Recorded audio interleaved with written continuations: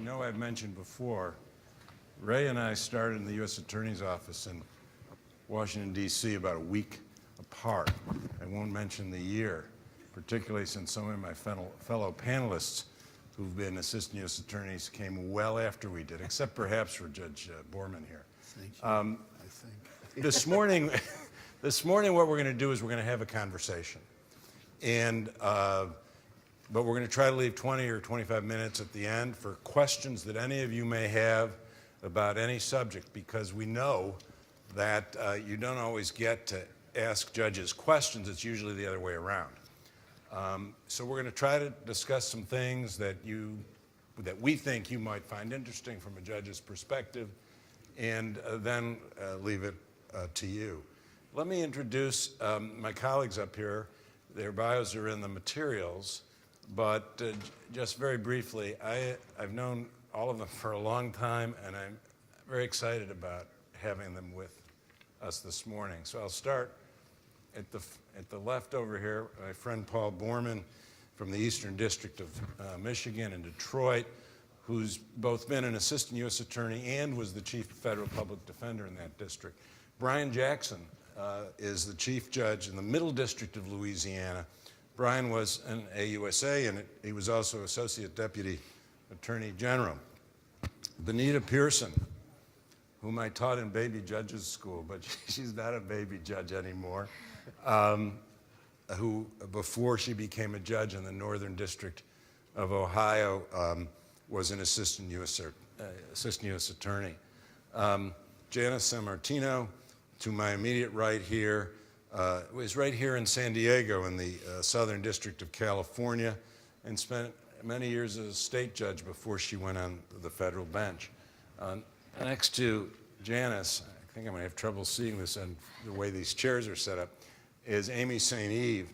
Amy was on this panel with me last year. She's from Chicago, the Northern District of Illinois. She was an assistant U.S. attorney. She also served in the Whitewater Special Prosecutors Force, and I'm happy to have seen recently that she was just nominated to be a judge on the U.S. Court of Appeals for the 7th Circuit.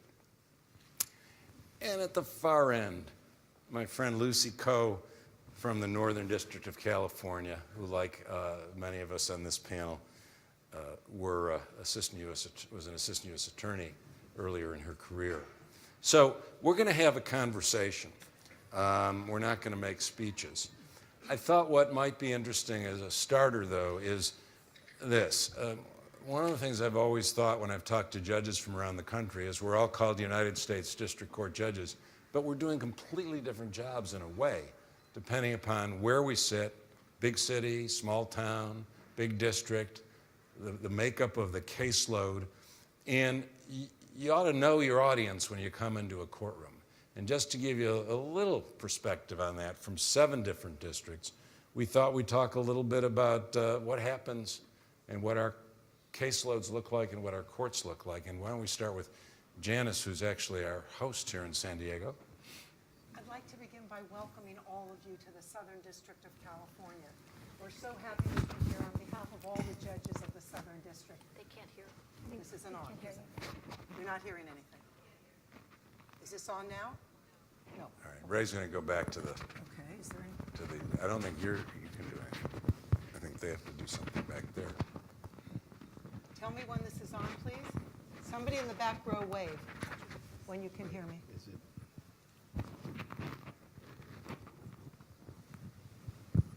Microphone number 4. Number 4, power, please.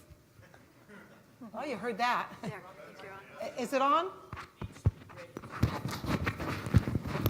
All right, try again. Okay, it's on now. Everybody can hear me. Can the back row hear? Yes, thank you in the back row. Welcome to San Diego. Welcome to the Southern District of California.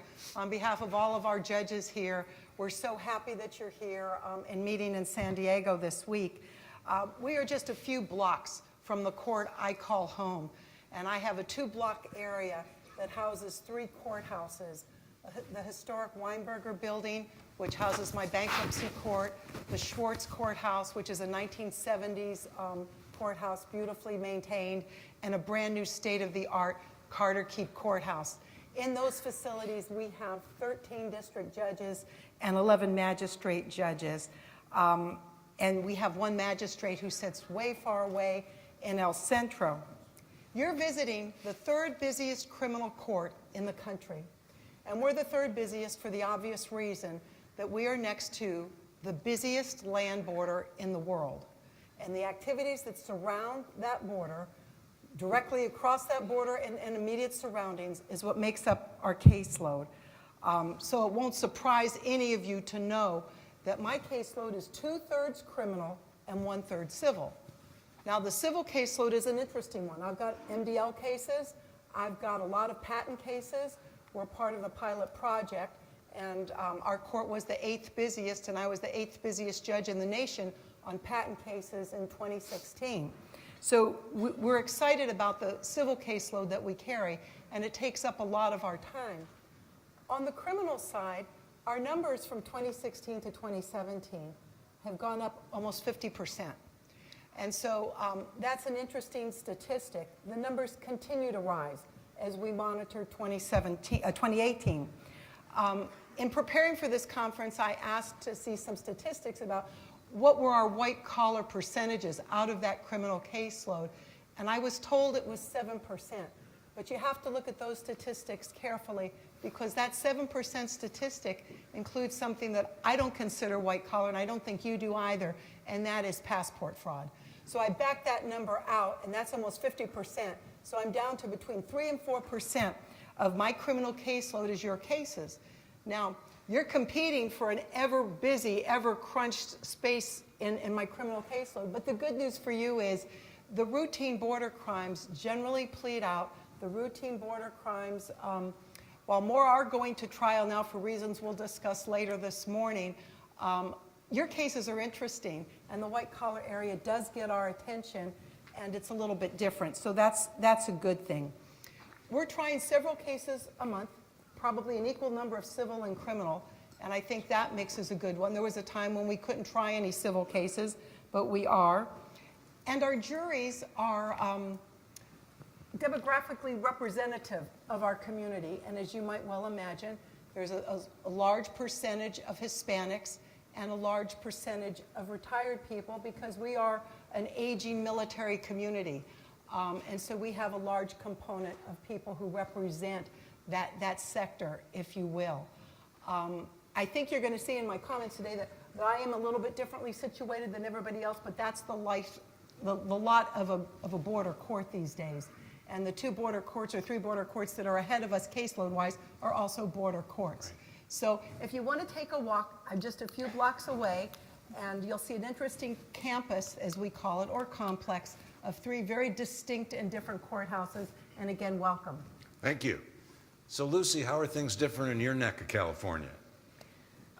So first I want to thank Judge Friedman and the ABA for inviting me to be here. I'd like to also thank our clerk's office for helping me and giving a lot of statistics that you'll hear this morning. So we cover the territory south of Oregon all the way through about middle part of the state of California.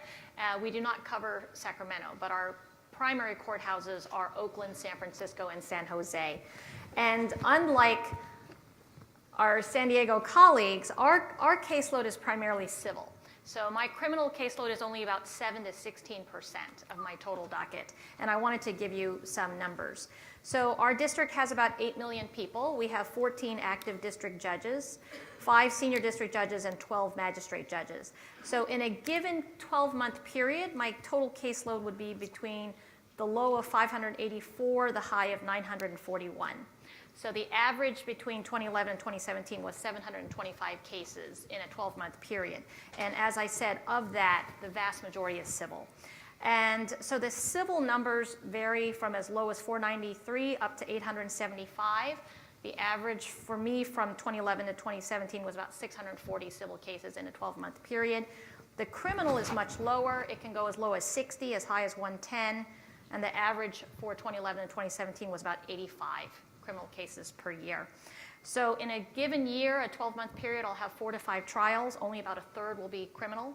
The vast majority will be civil, and only about a quarter will be bench. The remainder will be jury. Our jurors are very racially and ethnically diverse. Santa Clara County has about 2 million people, and the last census, I think over 50% are foreign-born, and over 50% speak a language other than English at home. So it's a very diverse pool, jury pool. In addition, we also have a fairly highly educated jury pool. You'll see in any jury panel for any type of case, there'll be a number of people that have college and graduate degrees, mostly in engineering fields. Many of our jurors are actually patent owners themselves. So we do have the full range of socioeconomic backgrounds, but we are sort of heavy in the technology area. And so what does our criminal caseload look like? So from 2008 to 2012, we had about 17% fraud, 26% drugs, 12% firearms, and 28% immigration. From 2013 to 2017, the caseload was about 18% fraud, 32% drugs, 18% firearms, and 11% immigration. So as you can see, the drug and firearm prosecutions increased, but the immigration decreased. Of our different courthouses, San Jose has the most immigration cases, and Oakland has the most firearm cases. But even within the immigration category, I feel like the type of immigration cases that were prosecuted over that period have changed. I would say when I started back in 2010, a good 25 to 30% of the immigration caseload was illegal reentry.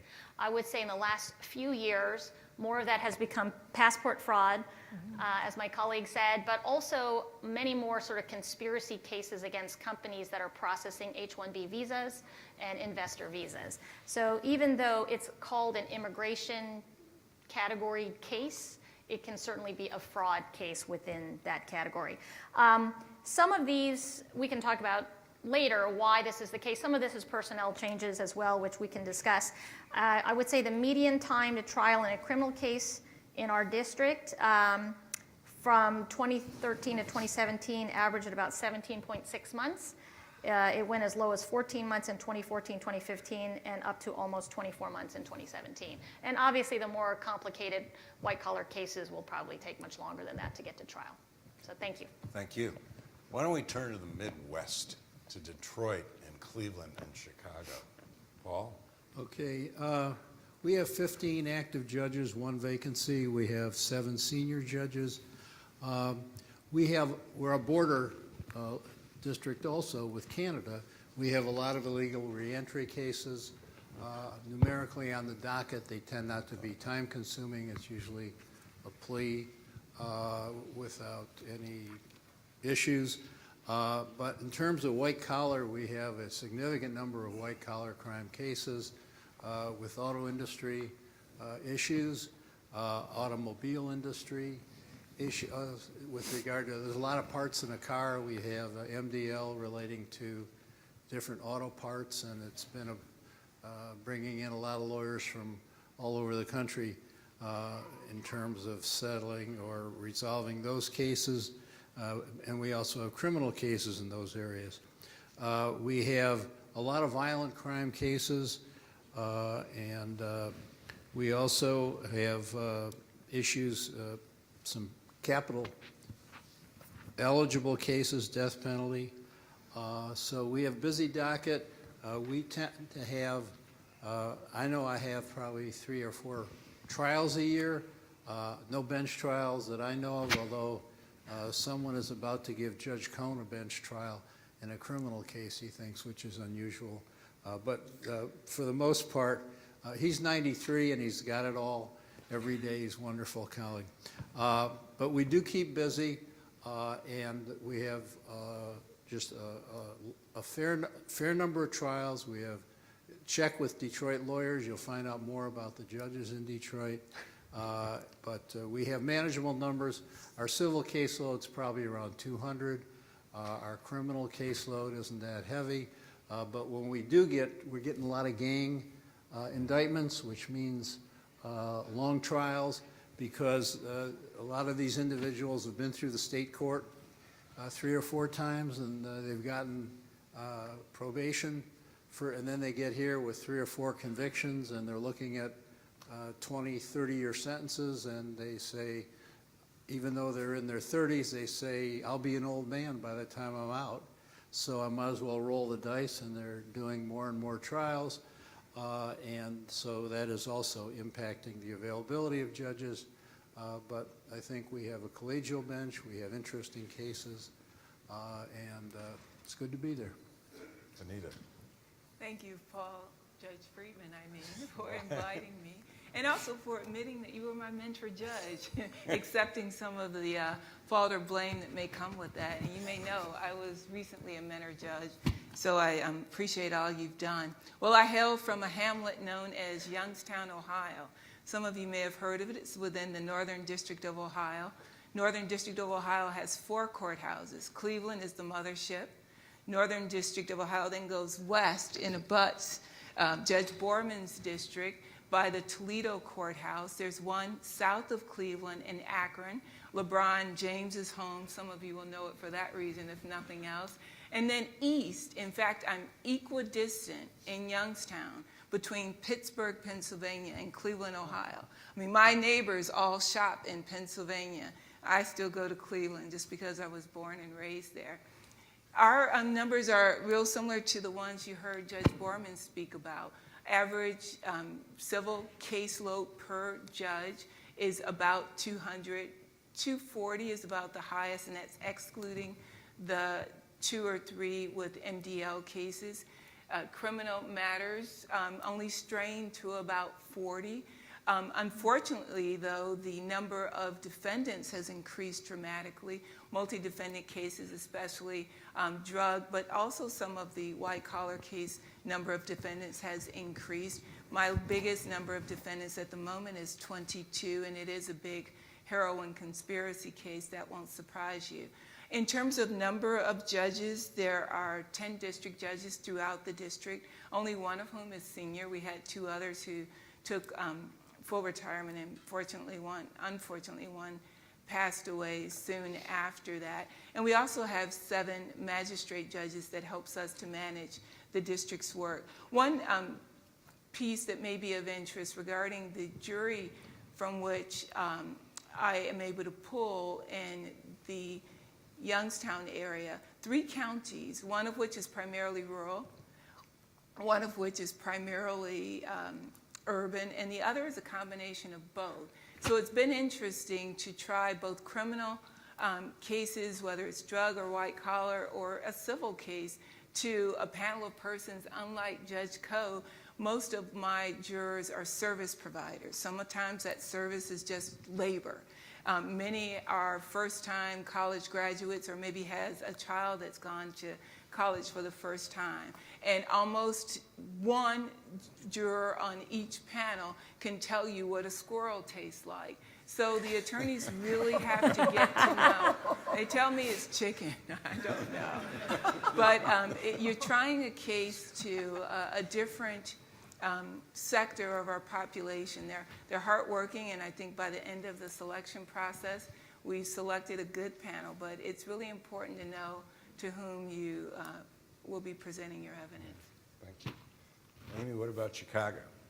So Chicago, in the Northern District of Illinois, we have 2 divisions, the Eastern Division, which is Chicago, and the Western Division. The Western Division has 1 active district court judge, 1 senior judge, and 1 magistrate judge. So it's a very small division, and Chicago has 20 active district court judges. We are currently 3 judges down.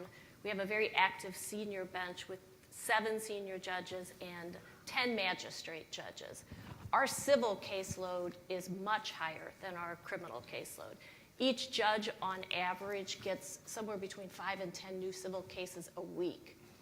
In terms of criminal cases, and I have certainly seen these numbers go down over the last 15 years, I used to say that I would get a new criminal case on average 1 every 3 weeks. Now I get a new criminal case on average 1 every 6 to 8 weeks. So our criminal caseload is down substantially. And if you've been reading the news about what's going on in Chicago, it won't come as a surprise to anybody that a lot of those criminal cases are violent crimes. Gun charges, big gang charges. We have the same thing where, although our numbers may be down, the number of defendants in each case is going up because of the nature of the large gang and drug prosecutions. Chicago does have white-collar crime. Our white-collar criminal cases tend to be of the larger nature. We had the first spoofing criminal indictment 2 years ago in the commodities area. We have our share of public corruption, several governors who have been indicted and convicted over the last years. The Conrad Black trial was in Chicago. So our white-collar crime cases, although they are fewer in nature, tend to be quite large. Thank you. So, Brian, what goes on outside of New Orleans? Very good question, Judge. Our district, I mentioned to you all earlier, that is the members of the panel, that my district is perhaps the newest federal judicial district created. It was created in 1972 as a one-judge district created by a judge who was then the chief of the Eastern District, which is based in New Orleans, who did not like going to New Orleans. It just so happened that his roommate was Senator Russell Long, son of Huey Long. Next thing you know, a one-judge district is created in 1972. Since that time, our district has grown to 3 active judges, yet our docket and caseload is twice that of the Eastern District. So I believe, and I've said this publicly on many occasions, we should have at least 2 of the Eastern District judges. New Orleans could get along just fine with 10 active judges. They now have 12.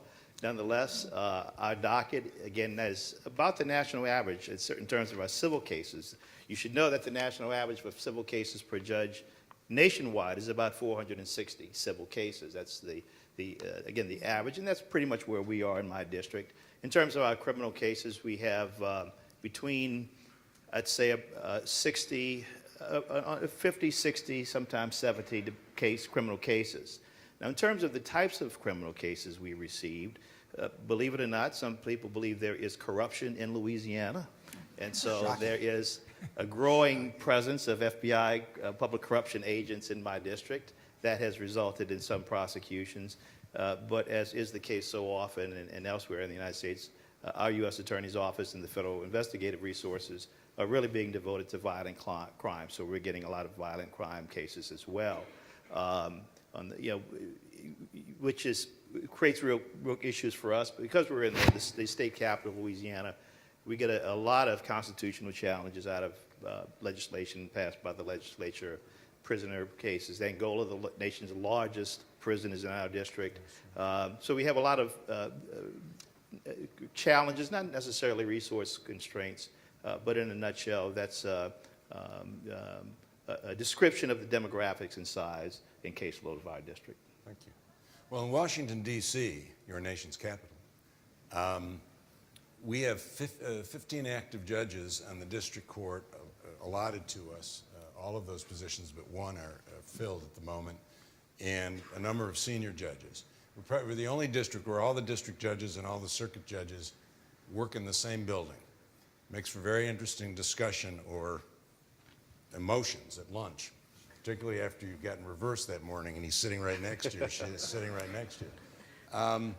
We probably have among the lowest civil caseloads in the country, but numbers are deceiving because some of these cases are very complicated. There are a lot of challenges to the conduct of cabinet officers, president, a lot of constitutional challenges. There are also a lot of environmental cases that come to the district court with big administrative records.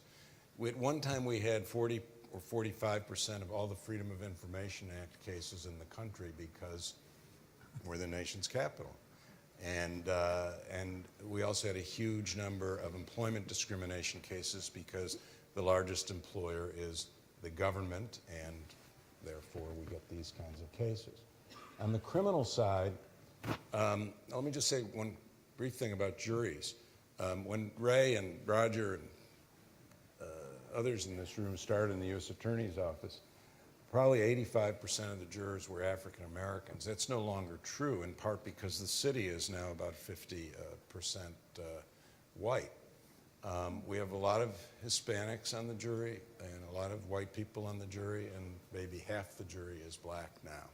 We have a lot of retired government employees and current government employees on our juries, but they are diverse. They all live in a very small geographical area. On the criminal side, the big cases that I've seen in recent years include a lot of drug cartels, Mexican, Colombian kinds of things, trials that take a very long time. And when I say we have the lowest civil caseload, though, we are also special in a way, and it sometimes adds to our caseload. We were the only district in which Guantanamo detainees could bring cases, and we had hundreds of them pending at one point. They took a lot of time, those that went to a hearing. And if we granted a petition for habeas corpus, we immediately got reversed by the DC Circuit. That's another story. We also have traditionally been home to special prosecutors and independent counsel, from Watergate to Iran-Contra to Whitewater, and now to whatever gate this may be. But we actually often don't see, because they're very, very good about sneaking in and out, Bob Mueller's people coming in for grand jury appearances or whatever.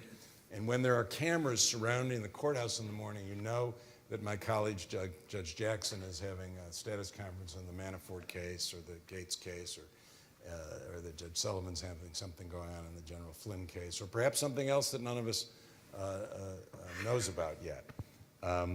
But it makes for interesting things. We've got this month, I think, is the beginning of the AT&T Time Warner antitrust case before Judge Leon. In May, Judge Cooper has Lance Armstrong being sued by the U.S. Postal Service that used to sponsor him. And Judge Cooper also had the Benghazi case a few months back. There are other things going on, but they escape my mind at the moment. It's a pretty interesting place to be, though. So what we wanted to turn to now, since we've given you just a little overview, is I heard Sandy talking earlier about some of the changes in Justice Department policies since the new administration and the new Attorney General. And we want to talk a little bit about whether the judges on the panel have noticed a change. For those of you that don't know, or let me give you about a minute's worth. In May of 2017, Attorney General Sessions issued a memorandum to federal prosecutors changing charging and sentencing policies. That they're now always supposed to charge the highest, the most serious crime that they can based on the evidence, and they're supposed to only take a plea to the lead, the most serious count. Seriousness is defined under the memorandum in terms of what the highest guidelines are or whether they're mandatory minimum sentences. All of the Holder memoranda about mandatory sentences and enhancements in drug cases have been explicitly rescinded. There may be exceptions, but they have to be approved very high up within the U.S. Attorney's Office or at Main Justice. Then he issued some memos in March and April announcing a commitment to pursuing and targeting violent crimes, and in two ways. One is to cooperate and coordinate more with the state and local authorities, and the other is to go to the federal statutes which are available, 924C and other gun cases, RICO, drug organizations, asset forfeiture, immigration enforcement, human trafficking. And then in January, rescinded the Holder, or I guess they were Deputy Attorney General memos on marijuana enforcement. All those prior memos were rescinded, but it does say in this January 4 memo that marijuana enforcement would be pursued consistent with DOJ's finite resources and priorities. So we'll see. So let me ask my colleagues here, have you seen any changes in terms of charging decisions, more people or fewer people, more or fewer going to trial, or more or fewer pleading, changes in 5K1 policy, things that you think might have flowed from the change in administrations? Who wants to start? Well, I'll start. In our district, the new U.S. Attorney just came on about 3 to 4 weeks ago, so there has not We had an interim U.S. attorney who had previously been the chief deputy, so we haven't seen a change yet. There has been a slew of violent crime cases, but they were planned, created, and brought before he came on. So for the Eastern District of Michigan, let's see what happens. Benita? We've had our new U.S. attorney, I'd say maybe close to 6 months now, came on in the fall of last year, so maybe not quite full 6. And while no assistant U.S. attorney has come into court and overtly said, I'm now required to do this, I've noticed a few things.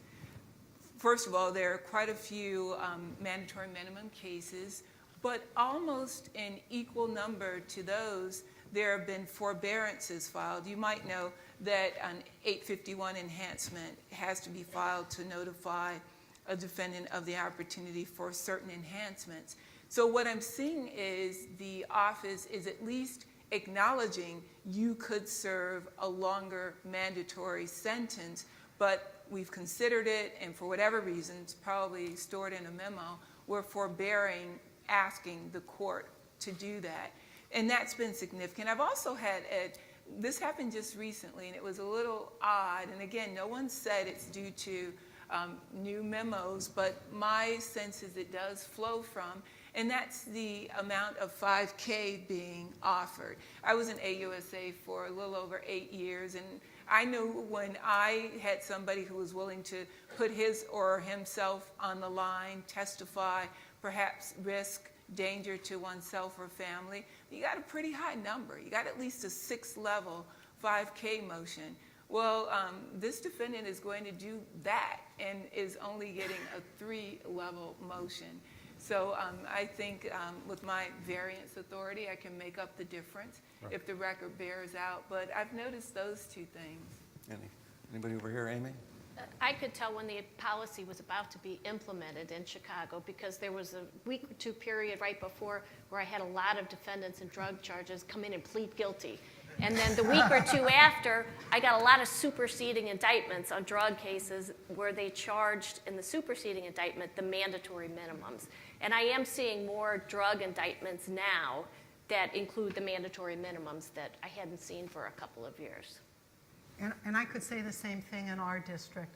We saw a flurry of superseding indictments, mandatory minimums came in, and nothing explicitly laying out a new policy, but everything getting a little tougher, and recommendations going higher, and 5Ks being less, and things of that nature. There's just a general tenor across the board of a difference. Anybody else? Lucy? I have noticed more open pleas and noticed more trial settings and more cases going to trial. And it's difficult to say. We don't have a new U.S. attorney yet in our district, and a lot of these cases were filed in 2016 or are based on investigations that predate the current administration. So and some of this may be cyclical, but just as an example, normally I would probably only have 1 or 2 criminal trials a year. Next Tuesday, I'll be starting my 4th one in about 7 months. So it's just, it seems that more cases are going to trial. And I've talked to at least one of my colleagues who also has this same impression about more open pleas and more trials. But we'll have to see with time if that actually bears out or if it's at a cyclical change. Yeah, I think we're going to have to wait and see in that a lot of us just got our new U.S. attorney. Some districts still have acting U.S. attorneys, and whether they're really going to enforce this policy strictly and how hard it's going to be to vary from it and how willing certain U.S. attorneys are going to be to try to vary from it. And maybe comparing the statistics from pick a year, 2015 or 2016 to 2019 would show us more than what we see today. You know, I think it's interesting. I was in AUSA when the first guidance memo came out. I guess it's regarding the Thornburg memo, followed by the Deputy Attorney General Holder, then the Thompson, then the U.S. Attorney Holder. And it seems like for prosecutors, you're like it's a moving target almost, which is a bit frustrating. I mean, years and years ago when I was in AUSA, you know, every U.S. Attorney General would come out with a list of priorities. Sometimes it was drugs, sometimes financial fraud. But I think it's fair to say that for the line AUSAs, they just want to respond to the crimes that occur in their districts. So the 2 points I wish to make is, one, I'm not sure how significant that is, particularly when they're strapped with the investigative resources. They're, you know, as we all know, the U.S. Attorney's Office can only do what the FBI, ATF, DEA, et cetera, present to them. But the second, I guess, for the white-collar practitioner, you always want to see the Attorney General say, bring on more public corruption, more fraud cases, and that sort of thing. What I am seeing, however, with this administration is an emphasis more on violent crime, frankly, over white-collar crime. And maybe that's, again, this Attorney General is still fairly new in the role, and maybe that will change over time. Turning to another issue with respect to charging and pleas, I know different judges have different views on Rule 11C1C pleas, and I'm sure that matters to a lot of the people in the audience here, because with an 11C1C plea, you, the defense lawyer, and the prosecutor can negotiate essentially the sentence or the range within the sentence will be, and that will be binding on the judge unless he or she rejects it. Some judges take these readily. My view of almost anything about judging is if the two sides to agree on almost anything, I'll do it because it makes my job easier. Now, I'm being a little bit facetious, but what are your views on 11C1C pleas, everybody? Paul? In our district, we've been taking C1C pleas for probably 20 years. I'd say out of our 20 judges, probably 17 have continued to take C pleas. I find that it helps avoid a lot of 2255s. The defendant wants to know what the sentencing range is going to be, and then they can't say, well, we thought it was going to be something different, or my lawyer told me it was going to be something different. It's right in the plea agreement. It's going to be in that range, and the parties agree. It's not like the U.S. Attorney gives away the store, but there is certainty in terms of a C plea, and I think it's therapeutic. I know before the guidelines, practically nobody did them. I think with the guidelines, more judges in the country take them, but in our district, it's been going on for about 20, 25 years. Now, in contrast to my district, C pleas are highly disfavored and have always been highly disfavored. It's a rare occasion when we accept C pleas. For one, they're only offered, in my judgment, in fraud cases. You almost never see them in drug cases, gun cases, violent crime cases. But I think criminal practitioners, the defendant's attorneys, should at least try to work out something in 11C1B, a recommended sentence. I just happen to be of the view that lawyers can recommend a sentence, but sentencing is within the sole province of the court. I mean, that's the one thing we have absolute authority over, with some minor exceptions in the criminal case. But in terms of remaining outside of that, I mean, I cannot, for instance, engage myself in plea negotiations. I can't do that in the federal system. In Louisiana and other states, judges can do so. But in the federal system, I can't be a party to that. So my view has always been, I'm not going to get in your business, and I'm going to stay out of your lane, and you stay out of my lane. On the other hand, I do appreciate a recommended level of reduction if a 5K is offered, and I absolutely insist that lawyers do their jobs at sentencing, advocate on behalf of their client, present any mitigating evidence they believe is appropriate to present. But at the end of the day, I and I alone will make the decision. I think our districts are similar. We have a culture against C1C pleas, and I've only taken one in the 7.5 years I've been on the bench. But what I try to do to make up the difference is to conduct as many plea colloquies myself as I can, so that I get a sense of where the range will be, and I communicate that effectively to the defendant, and just begin to get some of the background information, that which falls under 3553A, that will allow me to make the decision within the guidelines or not, what's sufficient, no greater than that. And I feel comfortable with that. I resist being told what to do under almost any circumstance. And a C1C is just that, but a recommendation is appreciated. Well, I agree with that. I have never taken a C plea in the Southern District, and I would venture to say most of my colleagues have not either. I don't care for anything that limits my discretion, whatever it may be. So you really love the pre-Booker guidelines. Oh. And that's just the way it is. Now, sentencing is something I do on a weekly basis, and a lot of it. And if I were in the situation where if I went in a different direction, it caused people to go back and reduce something or unring the bell, if you will, there'd be a lot of difficulties. But again, my fundamental philosophy is I don't like discretion limited. So it's not something we do in the Southern District of California. There's been a shift in Chicago, but I don't think it's court-driven. I think it's U.S. attorney-driven. When I was a prosecutor, we used to do a lot of 11 C1Cs, and when I first went on the bench, almost every cooperator who came in with a plea had a C1C agreement. I haven't seen a C1C agreement in the last 5 to 8 years. What they do with cooperators now is the government agrees, if they come in and make a 5K1.1 motion, that they will agree to recommend to the court a certain percentage off of the low end of the guideline calculation, and the defense lawyer is free to argue whatever she wants. That's what I'm seeing now in terms of pleas. But 11 C1Cs, I just don't seem to exist in Chicago anymore. Lucy? So I was a prosecutor in LA in the late 90s, and I don't recall ever seeing an 11 C1C plea. They were all Bs. But in the Northern District, and granted it's like a decade later, I mean, although B pleas are most common, we certainly do have some C pleas. And like Judge Friedman, you know, I think the parties, in my view, know the strengths and weaknesses of the case and know what evidentiary problems there are. And so in many cases, I'll be deferential to a C plea, although I have certainly rejected some as well. But I do think they appear at least to be more common in the Northern District than the Central District. But the other thing, of course, you can do with a C plea, which I will do when I take them frequently, is you can say, I'll take this plea conditionally, but I want to see the pre-sentence investigation report, and if I find something there that makes me think the agreement you've reached is not enough, then you'll be able to withdraw your plea, and we can start over again. Another thing that was mentioned is, we went by here, is magistrate judges taking pleas versus the trial judge herself or himself taking the plea. Well, I'll start that one off because I'm probably in a different situation. If I had to take every plea on every criminal case that's assigned to me, I wouldn't be here. I'd be taking pleas down at the courthouse right now. Our numbers are just too significant to permit me to do that. So our magistrate judges take the vast majority of our routine criminal pleas. Now, I know the other side of that, and on the right cases, I will, of course, step in and do everything.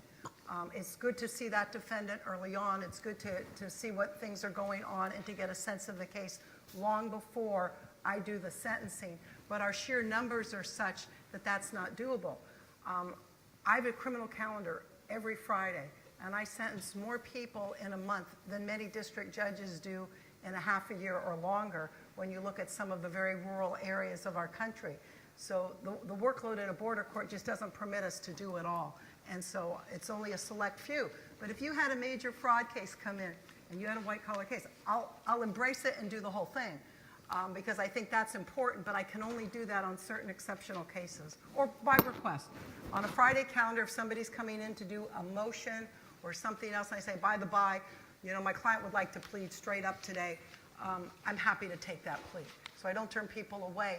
But the vast numbers coming in go to the magistrate judge. It was interesting to hear one of my colleagues say, you know, they look at how often they get a criminal case, one every couple of days or weeks.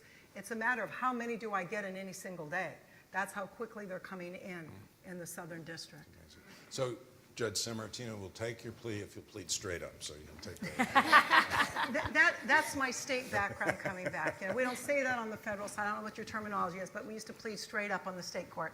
So I mentioned earlier to my colleagues here that the Western District of Louisiana is an example where it's a 5-courthouse district with 7 active judges, but unfortunately there are only 2 active judges now who handle, in fact, even the senior judges don't handle criminal cases, so the magistrate judges in that district and even from elsewhere have to come in and take pleas sometimes.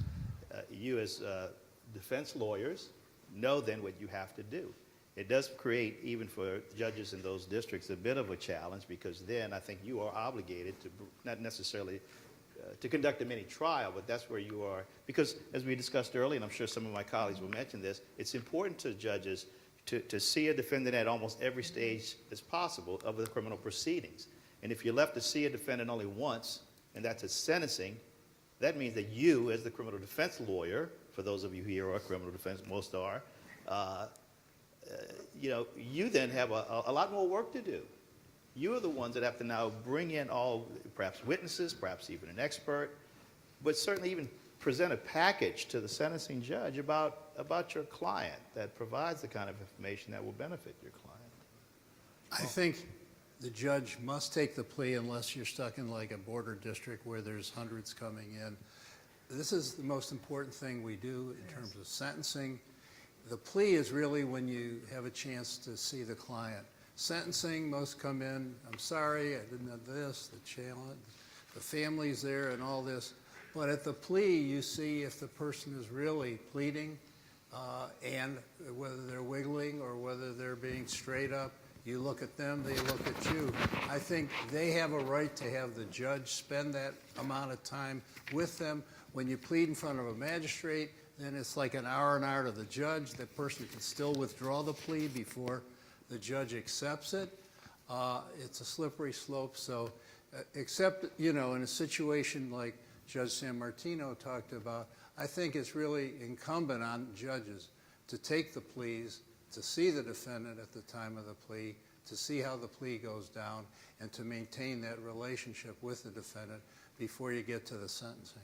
Well, I wonder about this, and I'm not sure the answer, but I know that I believe there's some case law, at least in our jurisdiction, that, as with certain other things the magistrate judge does, magistrate judge cannot take the plea. Right. The magistrate judge can only recommend that the plea be taken. It's like a report and a recommendation on a summary judgment motion or something. And I get a transcript of every plea that's taken, and I put out a formal order accepting it, having reviewed it. I'm sparing you all the details of this, but that's a really good point, Paul. They cannot take the plea. I have to accept it, review it, and do all of that myself, which I do. And it took a lot of time for us to figure this procedure out so that it would be a plea that would stand up. And we had to find a way to do it because, again, the 13 of us could not possibly take on that workload. And I'll just add that before the magistrate judge can take the plea, you have to give your consent. And in our district, it's written consent. And I think it's absolutely fine to withhold consent if you rather the plea be taken by the judge. One thing I do at the end of the plea colloquy, I give the defendant a homework assignment. It depends on the defendant how I want that person to be prepared to allocute. And this question, though, is always one I ask. I want you to be prepared to explain to me when you can be trusted in society. And, of course, sometimes I get, right now I get, one fellow said, Judge, I only need 100 a month. I'm like, huh? But whatever the answer is, and I don't really encourage a number as much as after this, this, and that. So I get to give that homework and follow up on it at sentencing. Anybody else? In Chicago, I'm not aware of a magistrate judge ever taking a guilty plea. The district court judges do it. It's just the culture. And I agree with Judge Borman. Even if the magistrate judges could take them or would take them, I prefer to do it because I start getting a sense of the defendant at that point, a sense of, is he remorseful? What exactly did he do? It just helps me because we don't see the defendants that often typically if they're pleading guilty between the time of the charges and the time of the sentencing. So it's an important proceeding for me. My colleague, Judge Leon, took it a little further. In his opinion, he got roundly reversed by the D.C. Circuit. But then I come to find out last week, thanks to Judge St. Eve, bring this to my attention, that what happened in John Gleason's case was nobody appealed him at the time. The DPA required a monitor. He asked that quarterly reports be given to him. They were being prepared for the government. But they said, sure, we'll give them to you, even though you have no significant role to play. So 2 or 3 years later, when he read one of his reports, somebody asked that they be released publicly. He said, okay. They appealed that or mandamus that. I think it was a collateral order doctrine, actually, and said, now's our chance to tell you you have no role to play. This isn't like a plea. It isn't like a Rule 48 dismissal. And the only thing you do is you toll the running.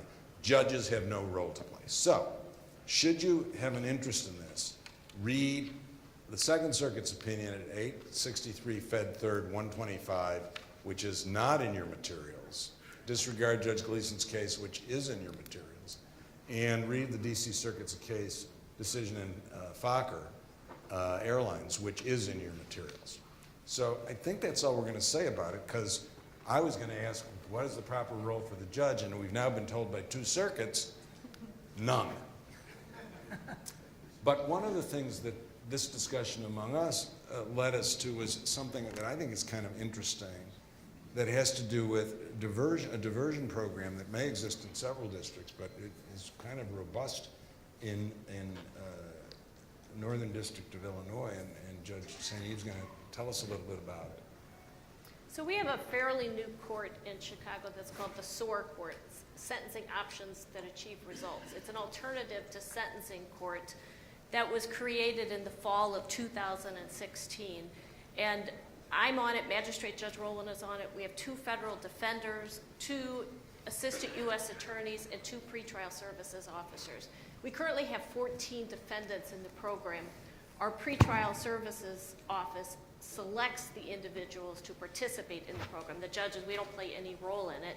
And it's a very intense program where individuals are selected for participation based on some underlying activity or some underlying problem that they have that we believe is contributing to their criminal conduct. It's for nonviolent offenders, non-sex offenders, and typically the individuals have either a substance abuse problem, a mental health issue, an educational issue, or some combination of the above.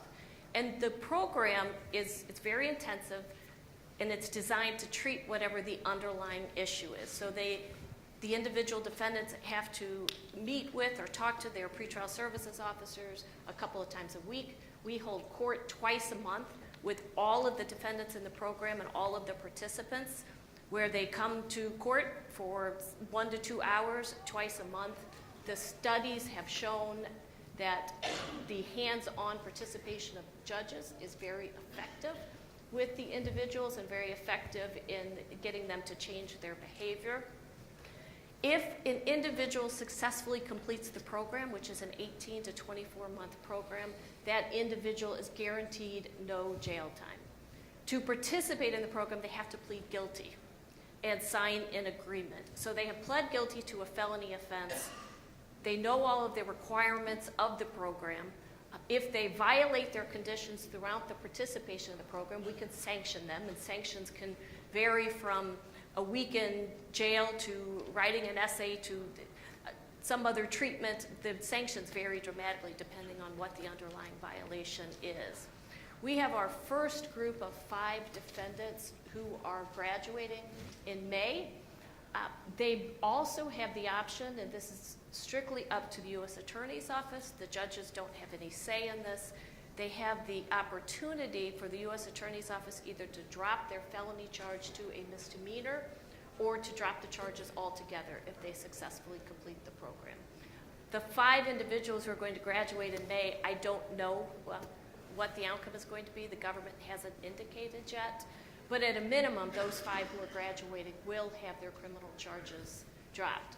For those of you in Chicago, we are selecting the next group of participants for the SOAR Court, and at some point, watch the website. There's going to be a brief period open where lawyers have the opportunity to submit something to pretrial services in a very limited format, recommending individuals to participate in this program and giving them reasons why. But so far, it's been very successful. We have one woman who smoked marijuana, she told us, from her teenage years on almost every day, and she's now in her late 20s. She's been clean for over a year.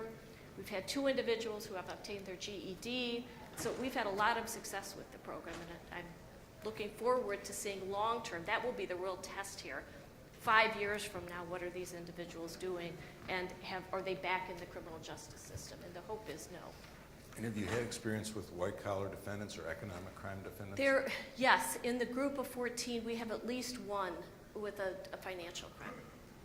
Anybody else have any similar? Just to say that we have adopted that program in Detroit. The U.S. Attorney has control over who gets into the program in Detroit, and they've been generous in terms of allowing that. And I can say that the new U.S. Attorney has indicated he's continuing that program, which is good. And then at the end of the program, as Judge St. Eve said, the great bonus is that the person could, well, if they complete the program, have their conviction neutered, and there would be no conviction at all. So I think it's a good program. It's not limited just to drug cases, and the U.S. Attorney, but does control the input. So be friendly to the U.S. Attorney and be friendly to the pretrial service officer. We have a similar program in the Northern District of California where it also generally is post-guilty plea, but there can be instances where it's before a guilty plea has been entered. It's usually about 12 to 18 months, but also has rehabilitation, therapy, education, very frequent check-ins with the judge, and ultimately it's called CAP, or Conviction Alternatives Program. That CAP judge will actually be the one that sentences a successful person, and not everyone completes the program successfully. There are people who are just not able to complete it and don't get the benefit of it.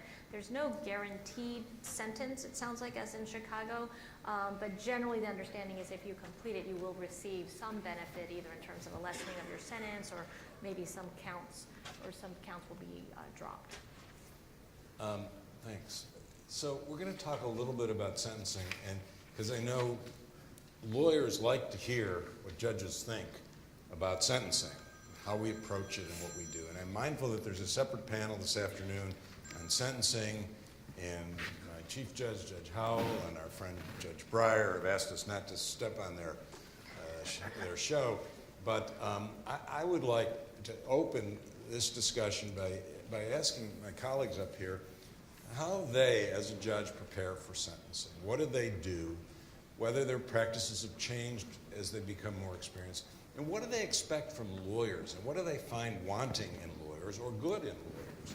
And Brian, you want to start this one? Sure, I'm happy to offer just a couple of observations. And I come at this really not only from the perspective as a former Illini USA for much of my time with the Department of Justice, but also as a member of the private sector who was on the CJA panel and who handled a number of white-collar defense cases. It seems to me that as a white-collar defense practitioner, your role is, while it's well-defined, is rather limited.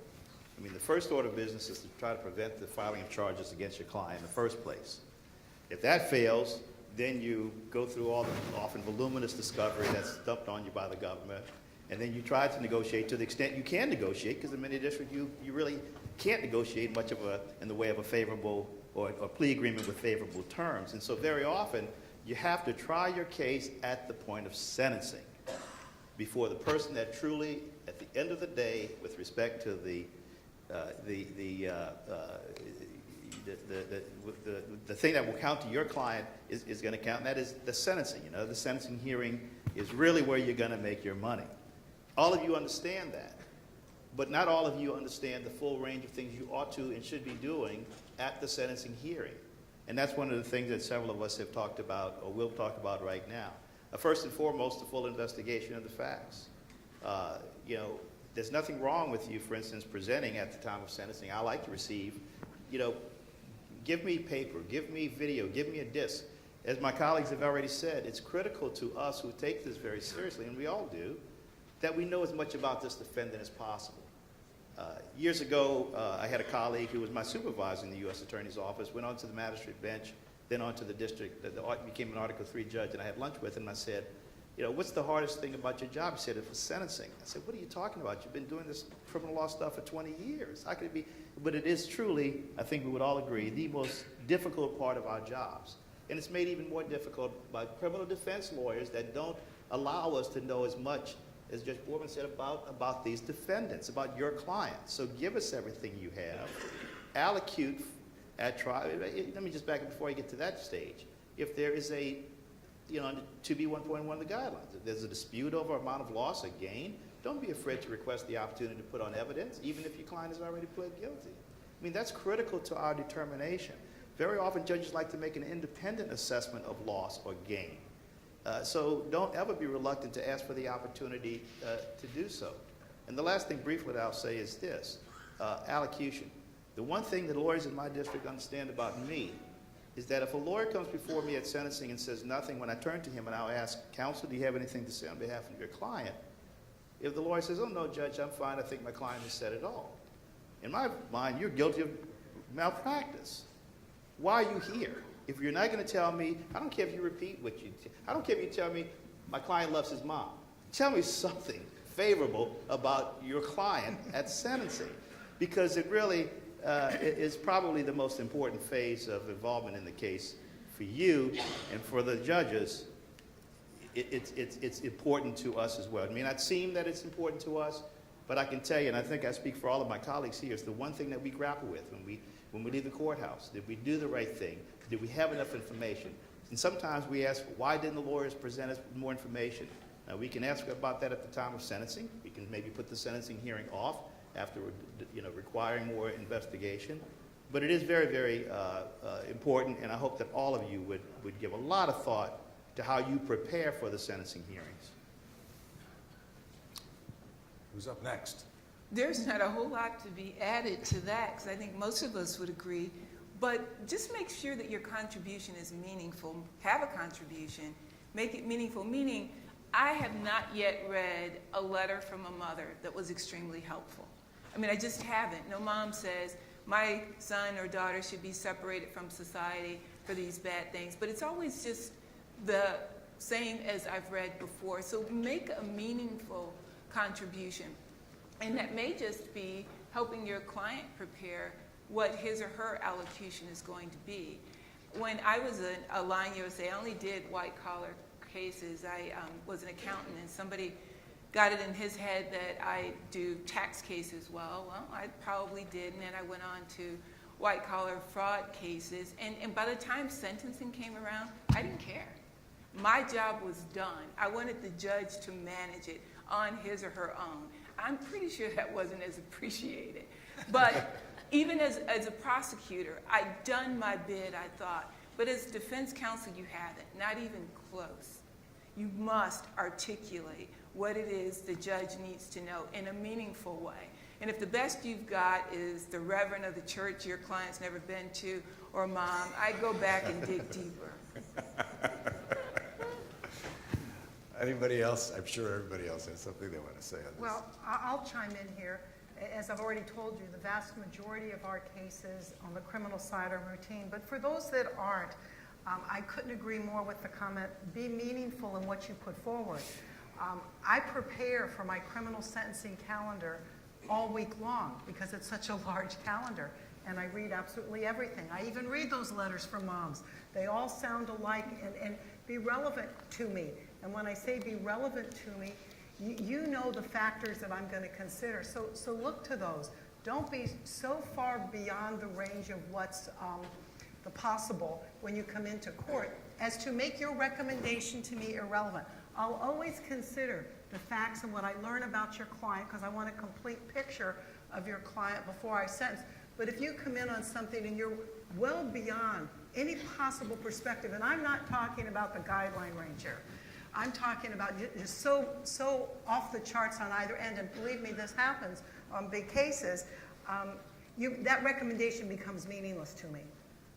And I look at sentencing on an individual basis, of course, because everybody who comes before me is unique and situated uniquely. But I also look at it in a broader context, and that's the context of other people who have committed similar offenses. And in the case of white-collar cases, I've seen instances where we don't know the full scope, maybe, of everything when I'm already sentencing people in the early end of these investigations for a variety of reasons. And so your job is to help me put your client in that context. And that is very, very tough, and it's challenging both for you and for me. And I can't tell you how much time I spend doing that, because I think it is the most important thing we do as district judges. Judge, can I just add one thing to exactly what Judge San Martino said that I neglected to mention very briefly?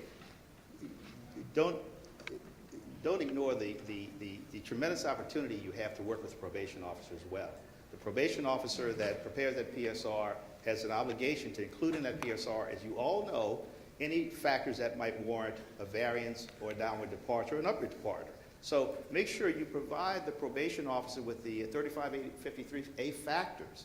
All of us here read that. I meet with every probation officer in every case. I have the luxury of being in a small district to do so. Not every judge has the ability to do so. But I particularly focus on the 3553A factors, and you should too when you meet with the probation officer, so that the probation officer can perhaps include that information in the PSR.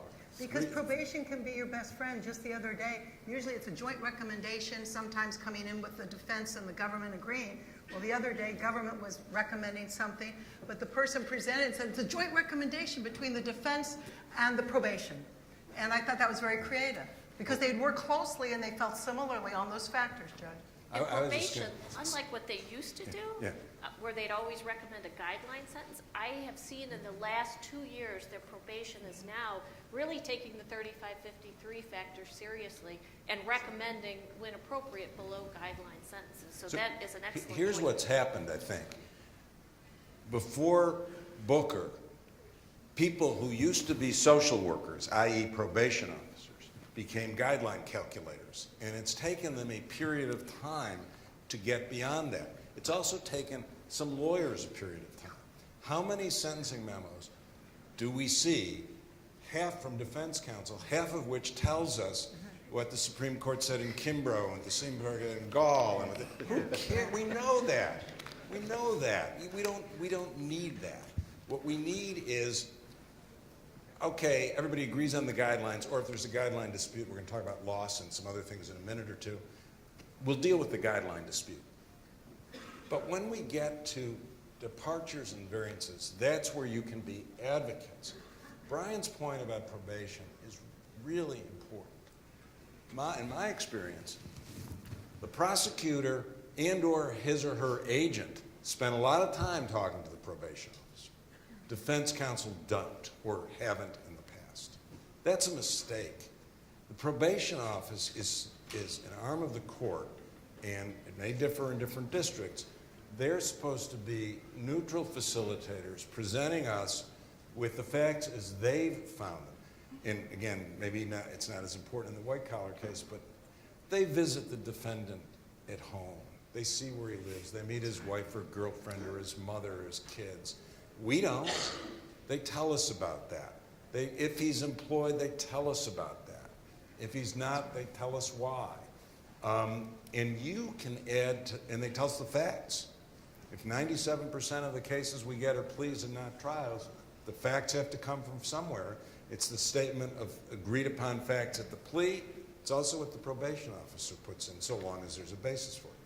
You should advocate to them before you advocate to us, because we got three players before us. The prosecutor, who almost always says the guideline sentence are reasonable. They're useless in most cases, the prosecutor.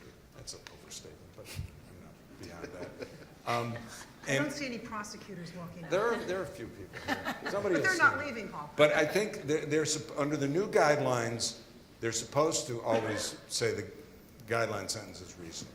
But even before the new guidelines, that's what they usually say, because it's the easiest thing to say. So prosecutor plays a role, defense lawyer plays a really important role, and so does probation. And those of us who have really good professional probation offices and officers whom we respect, and I would say this every time I speak on a panel, I love our probation office. I love our probation officers. They are professionals. They work very hard. I trust them. I don't always agree with them, but I trust them. You should spend time with them. I'm sorry, I interrupted Amy, and Lucy had some thoughts as well. One thing that's also very important in the letters of support is how the friends and family describe the offense and why the defendant was convicted. So if the description of the offense is really minimizing the conduct and also blaming someone else and making it look like the defendant is a victim, that is a completely unpersuasive letter. Similarly, if the allocution does the same, of sort of saying, well, I'm actually the victim here, or trying to assign blame or displace blame on someone else, that's a really unhelpful allocution. I just also wanted to emphasize Judge Sammartino's point that some people may think that a judge will just average out the different recommendations and sort of split the baby. But if there's a recommendation that is egregiously unreasonable, it will just be discounted and it won't have any influence on the ultimate sentence. And so then the judge will just consider what other recommendations are left and at least seem reasonable. So I would really caution against taking a sort of overly zealous position, because often that will just be completely disregarded. What that means is not every case is probationable. And it's not enough that he has to hang his head at the country club now. And I'd be real careful about describing your client as a first-time offender when it's really just the first time he's been caught. Because unless he robbed a bank, usually this financial crime has been going on for a while, and there might be some definition to back you up, but know your judge, and I won't buy that line. It's like, well, why didn't you stop 3 years ago or 6 months ago? Yet today you'd like me to think, oh, it's just the first time I've been caught. But in a lot of these cases where there are a series of embezzlements from an employer or thefts from an employer or something like that, it really matters whether there are 3 of them or 75 of them, whether it occurred over and maybe this isn't the white-collar case, it's more the single mother who's strapped for cash. Did she stop after a month or 2 because she realized she was doing something wrong? Or did it happen for 3 years? So don't tell me it's aberrant behavior if there's 75 instances over 3 years, because it's not. So one other point I want to make, and we have 2 other topics we want to cover, I think, at least. But with respect to sentencing, Brian alluded to this before about, and his example was loss amount, but Nita's going to talk about that in a minute. Remember, there's certain issues under the guidelines where you have the burden of proof by a preponderance of the evidence. But even more importantly, remember, there are certain issues where the prosecutor does. So if you have a fight about loss amount, Brian suggested you should give us information and evidence. True. But if you have an estimate that's lower than the prosecutor and you haven't agreed, the burden is on the prosecutor to prove it by a preponderance of the evidence. The other thing, which I think is true in almost every circuit, is if there is something in the pre-sentence report that you fail to dispute, if there's an issue that is in dispute and you don't raise it, we then may not resolve it. If it's in dispute, we have an obligation under Rule 32.1 in the guidelines to resolve the disputes. There are some circuits where if the probation officer says X and you don't dispute it, and I think it's true in the 9th, then it's assumed that that's right. So dispute what you think is wrong. Don't assume we're going to decide it or reach it or whatever. I'm not expressing that very clearly. But now, amount of loss is a hot button issue. It matters a lot in many of the kinds of cases that you all handle. And I think in the ABA, Jim Feldman is here in his material, the thing that the ABA did in trying to change the amount of loss guidelines and to propose that amount of loss is not always the be-all and the end-all in terms of assessing culpability. That's out there. It's before the Sentencing Commission. It's maybe in the Congress, certainly in the ABA and out there in the defense community.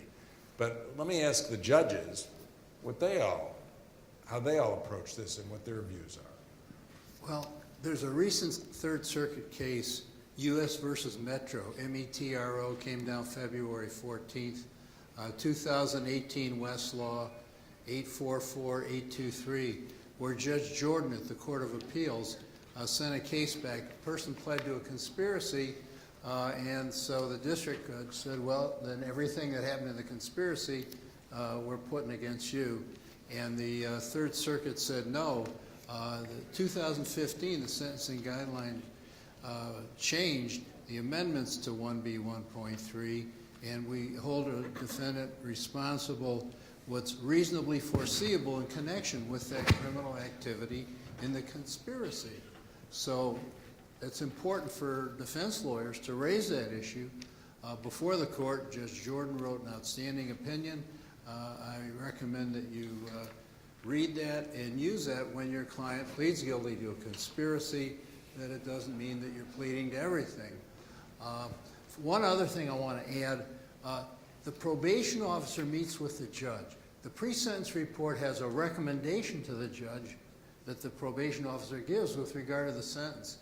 While the rule of criminal procedure says that ordinarily should be provided, districts have the ability to say we're not going to show it to the parties. Our district judges voted against me, and we don't show it. But the point being, because of that probation officer involvement with the judge, meeting with the judge, and also recommending a sentence, it's really important that you go and talk to the probation officer so that they get your side of the case and not just the government's case or the government agent's side of the case. Loss guidelines. Well, as you can tell, we're all reasonably, and as you would hope, concerned about relative culpability and about avoiding unwarranted disparity in our sentencing. And I think loss tables, loss amounts, cases where we're resolving them at sentencing and there is a loss amount is an opportunity for defense counsel to play a great role.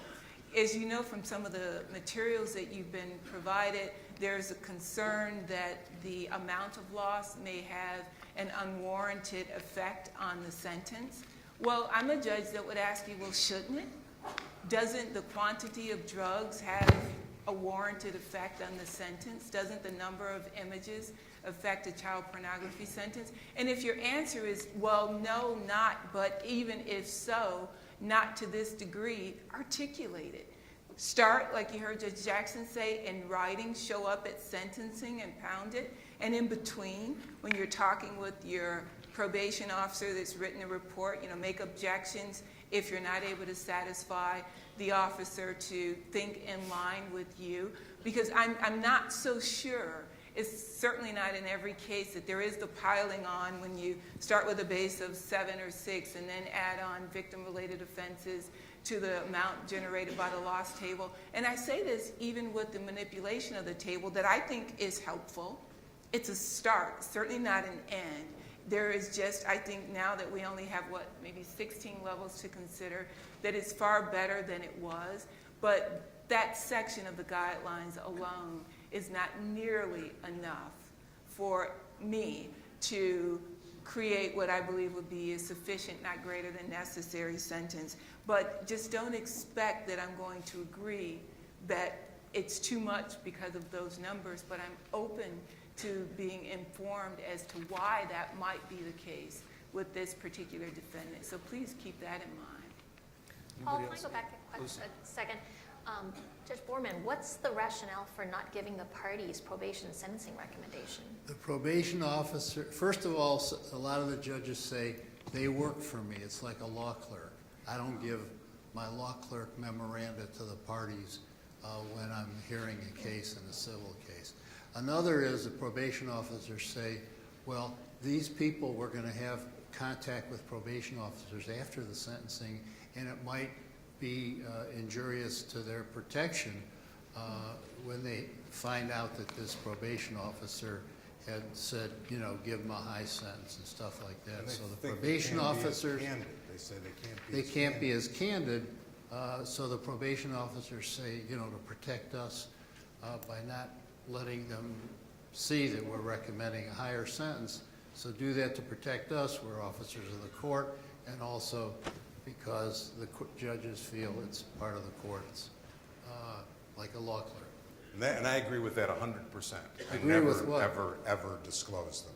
You Neither don't do we. disclose? I'm shocked. not. I mean, why shouldn't the parties know what the judge is hearing? It's almost Right. like a due process violation, No, it's right? Like, because they work I mean, for us. They're like my law clerk. And I meet with them privately without any lawyers, too, every single time in my chambers.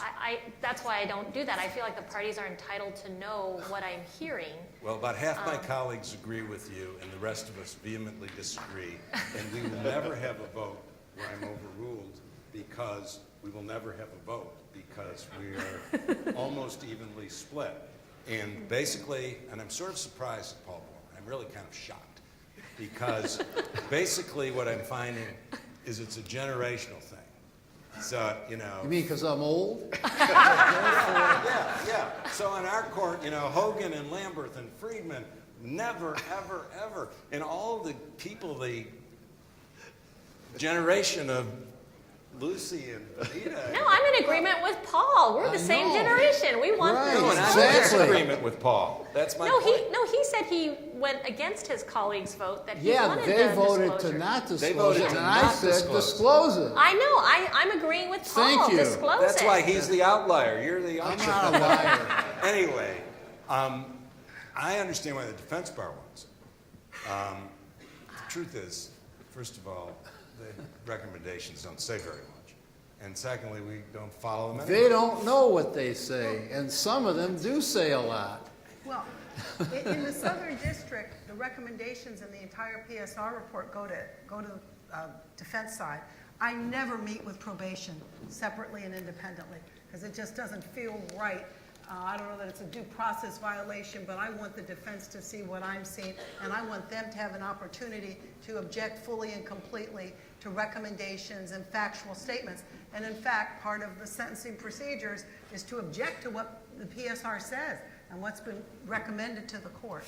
There's also some law in the Seventh Circuit that says defendants are entitled to know everything that a judge might be relying on when sentencing, and suggesting that judges should not be meeting with probation officers alone in advance unless that's something they share with defense counsel. We have a local rule about the probation officer's recommendation too, that you can ask the judge for it, and I think if you ask the judge, almost all of my colleagues will say, yes, turn it over in advance. But that's an impossible obligation to meet. We know that 18 U.S.C. 3661 allows a judge to consider anything you can reasonably credit when sentencing. And the pink sweater, how can you, whether that's positive or negative, it's an obligation that couldn't possibly be met. If it's something that we are considering and has an impact on us, we are supposed to let them know, or they have a right to it so they can address it if they want. And generally that's what's in the PSR, what's in the sentencing memos, et cetera. So as you can see, not only do different districts have different cultures, but different judges within districts have different cultures. And you have to know your audience. And I guess you can go to all the judges and ultimately the circuits and try to persuade them. I said we were going to have time for questions, but there's one more big topic we wanted to spend a few minutes on. And that has to do with technology. We're not going to get too technical, and electronic discovery in criminal cases. And it's always struck me that the civil rules and civil practitioners, maybe because discovery is so widespread in civil cases and not in federal criminal cases, have dealt much more comprehensively and with this whole issue of electronic discovery in the last decade or more. We have two people who have some knowledge and expertise. Amy is a member of the Standing Committee on Rules, and they're considering such a rule. And those of you that follow complex civil cases involving Silicon Valley know that Lucy Coe knows more about technology than many district judges in the country. I read her opinions all the time when I have these kinds of cases. So I'd ask Amy first to tell us about the rules, where they're coming from, where they're going, and then for Lucy to give us her perspective on e-discovery and technology in criminal cases. There's a new criminal rule before the Criminal Rules Committee, Rule 16.1, that has been in play for a good 2 years now. We had a mini conference 2 years ago where we invited federal defenders from all over the country, and there were prosecutors there. And the point was to address a potential rule to deal with scheduling and discovery issues. And there is a rule that has gone out for comment. The comment period closed. It's going to be back before the Criminal Rules Committee in April for approval. If they approve it, they have to send it to the Standing Rules Committee for approval. If the Standing Rules Committee approves it, then it goes to the Supreme Court. If the Supreme Court approves it, then it goes to Congress. And if Congress doesn't act on it, then it becomes a new rule. And what this rule essentially says is within 14 days of arraignment, the prosecutor and the defense lawyer have to get together and talk and come up with a proposed schedule for discovery. And the commentary to the rule specifically says that during this period when you talk, one of the issues that you should talk about is electronic discovery and come up with a plan for any electronic discovery if your case has electronic discovery. Part of this is borrowed from the civil rules, where we see lots of disputes involving electronic discovery, and one of the most helpful things that judges have found is to make the lawyers talk in advance and see what the lawyers can work out with their technical gurus before bringing it into the court. And so the criminal rules have adopted that to some extent. I anticipate this rule will go in effect in 2019. During the commentary period, we did not get many comments, and we certainly didn't get complaints about it. Could you just mention one other thing you mentioned at breakfast, which is the ESI protocol, which is related to this? The commentary to the rule refers to protocol that was put out by the Department of Justice and the Administrative Office in 2012, and you can find it online, Recommendations for Electronically Stored Information Discovery Production in Federal Criminal Cases. It's something I know that the Chicago U.S. Attorney's Office has adopted. I believe all new AUSAs at Chicago are trained on it. And I have to say, in criminal cases, unlike civil, I do not see disputes being brought about electronic discovery, which is good. Which is good. So Lucy, in the absence of a federal rule, how have you dealt with electronic discovery and other technological issues in criminal cases? Well, I would agree with Judge St. Eve in that fortunately most of these disputes get resolved amongst the parties. The problem is that now almost every case is just becoming overwhelming in terms of the discovery because everything's going to have a hard drive or something that's been imaged with thousands and thousands, if not millions of documents. And because the search and seizure process is always sort of seize first, analyze later, the collections tend to be just really over-inclusive. And at least in our district, defense counsel does not want the government to do a sort of relevance analysis and filter. They want basically everything that's been collected to be produced. And then you have these issues of, different formats being used by different agencies or different third parties, and things are not able to communicate and be compatible with each other. You have different programs that are necessary for different formats. Some of the production will be in hard copy, some will be in soft copy. Do you scan all the hard copy? Everything is very expensive, and questions about who should pay for this? Do you have to require productions to be reproduced in different formats? Does someone have to create a common database? What about privilege review? What about redactions? Now, fortunately for us, we have a CJA supervising attorney in our district. I think there's only 6 or 7 districts in the country that have these attorneys, and so that person is a very, very experienced criminal defense attorney, and so she does all of the reviews of vouchers. She does determinations of funding of anytime you need a paralegal, an interpreter. For forensics, for experts, it'll go through our CJA supervising attorney first. Up to a certain amount, she has authority to just approve it without consulting a judge. Otherwise, beyond certain numbers, it has to get approval from the court. But what's great is that she's coordinating across all of the attorneys in multi-defendant cases. And so she knows exactly which paralegal is going to be hired to help upload all that information to a common database. That's a database that can be shared with both the public defender's office as well as the CJA attorneys.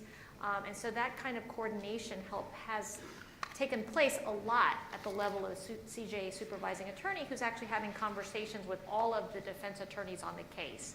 And so that's a really helpful person to have.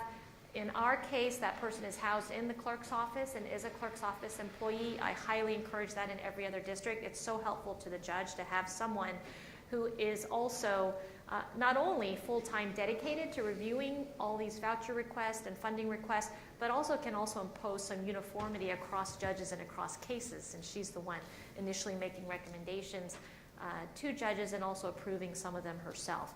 But obviously, we also have very frequent status conferences, and I think our district is generous because a lot of solo attorneys cannot review this volume of data of allowing the hiring of associate counsel and associates, paralegals to provide a lot of assistance and support in managing this kind of documentation. But we also have frequent status conferences, so we monitor just to make sure that the discovery is being produced as promptly as possible and reviewed, and that there aren't any sort of technological hiccups with various documents not being able to be opened and accessed.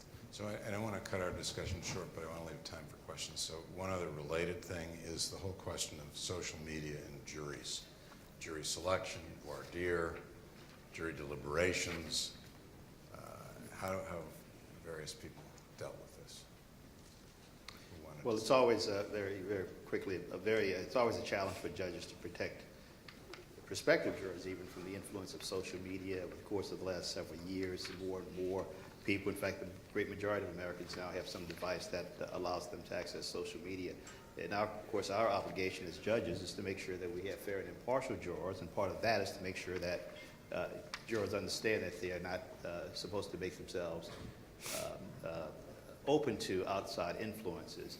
Some of the traditional things that we do, and this is not me, but just based upon a study that the Federal Judicial Center released in 2014. For those of you who don't know, the FJC is an arm of the Administrative Office of U.S. Courts that undertakes, among other things, studies about different things that affect judges and what we do. But in 2014, they released the results of a study. Really, it was a survey, and almost half the federal judiciary replied to the survey. What they found that most judges actively and often throughout the trial process remind jurors that they cannot access Twitter and Facebook, LinkedIn, and all the other things that provide customarily provide information in this day and age. They can't go home and access the internet to learn about the people, place, and things that are at issue in the case. But beyond that, the study showed that the really good and effective judges explain why it's so important that they do so. I know Judge San Martino, I believe you are one who takes the time to explain to the jurors why it's so important that they confine their consideration only to the facts and evidence within the four walls of the courtroom. But beyond that, we even have judges who ask jurors to sign an oath, and this is something that actually is included in a recommendation provided by the American College of Trial Lawyers, of which Judge Friedman is a fellow, and I and several of you, to not only, they have not only proposed, and I would urge you to read it, it's a proposed jury instruction that is right on point here, but also includes an oath that prospective jurors sign. And what that does, at least according to the college, is just enable these folks to take this a little bit more seriously. Finally, I will tell you that one of the things that I do is just try to remind jurors that nothing we do today on the internet or elsewhere or on social media is secret. And that very often when we learn about breaches, we learn it from a number of people who they have no idea would ever sort of turn them in or share this information. The final thing I'll add, that was the final thing, but, and Judge San Martino, you can tell me, I read recently that the state of California, in fact, is considering a legislation to actually impose fines against jurors who violate their obligation to only consider, the obligation not to access social media sites while during their service as jurors. So let me, if anybody really, really has to say anything, you may say something. But I would really suggest that we do one more thing and then we open up to questions. And I don't know whether there are microphones around or whatever. There is one new federal rule that I think is important for you to know about if you don't. So I'm going to ask Judge St. Eve to briefly tell us about Rule 4. And then anybody who has any questions for any or all of us about anything we've talked about or haven't talked about, let's do that. In 2016, Rule 4 was amended with respect to service on foreign corporations. Before then, in order to serve a foreign corporation with an indictment, you had to serve that corporation at its principal place of business in the United States or its last known address in the United States. And in the technological world that we live in now, it's not unusual in some cases for a foreign corporation not to have either one of those. I had a case several years ago before this rule went in effect where U.S. corporations were charged and foreign corporations were charged, and the government could not get service on the foreign corporations, even though the lawyer for those foreign corporations came to every status hearing that we had for the U.S. corporation. So the foreign corporation clearly knew about it, but they just couldn't get the company served. The rules have changed that you can now serve foreign corporations. They've done away with the physical place of business and last known address. You can now serve foreign corporations by a matter that is authorized by the foreign jurisdiction or by any other means that gives them notice. And the rule sets forth a couple of examples where that you would give notice, including stipulation, letters, rogatory, but it's not an exclusive list. So there might be other situations where they have notice. You could argue the lawyer sitting in the courtroom and knowing everything that's going on provides notice. So we'll see how the litigation over that particular provision plays out over the years. Thank you. So, is Ray back? Ray, our chairman, has a microphone in his hand. And if anybody has a question they'd like to pose to any of the judges on the panel, please. Good morning. I was just curious how important it is to each of you to hear the defendant allocute at sentencing, and then how damaging is it if they do great and then right in the middle they say, oh, but you know, this was really 15 years of deals and I just had this one mistake and it's $1 million loss or something. How much does that negate everything else? It's a big deal to me to hear the defendant. And if things go as I hope, the defendant's voice is usually the last voice I hear before I impose sentence. And usually, one of the things we were asked to speak about earlier was the evolution of our sentences throughout our career. I'm becoming a more lenient sentencer. And I don't mind telling you, I started out pretty tough. I mean, I've imposed more than one life sentence, whether theoretically or actual. And I've learned that my sentence is softened most times by what I hear from the defendant. The one time it went really badly was when a child pornography defendant who had spent like 2 decades in prison for child molestation got out, decided it was a good idea to generate videos now, and he finished. His attorney had done his bona fides. So he finished his allocution and he said, Judge, I just want you to know I never lied to the state parole board. I'm like, what do you mean? He said, I still haven't touched a child. I said, all right, I have some idea what I'm dealing with now. So the leniency that I might have imposed, I wisely didn't, but I'd encourage it. It makes a big difference to me. But you're all good at preparing witnesses, so prepare your client. I Anybody really want to hear from the defendant too. And when I go out, after reading everything, when I go out for sentencing, I generally have a range in mind of what I'm going to impose. But something the defendant says can change that. Just last week, I had a sentence. I went out with a range in mind, and I went substantially below that after hearing from the defendant. So it can matter. In that Sandy. regard, what about, in hearing from the defendant, what about sentencing videos? Videos that have to do with regard to the family or friends or even the defendant himself.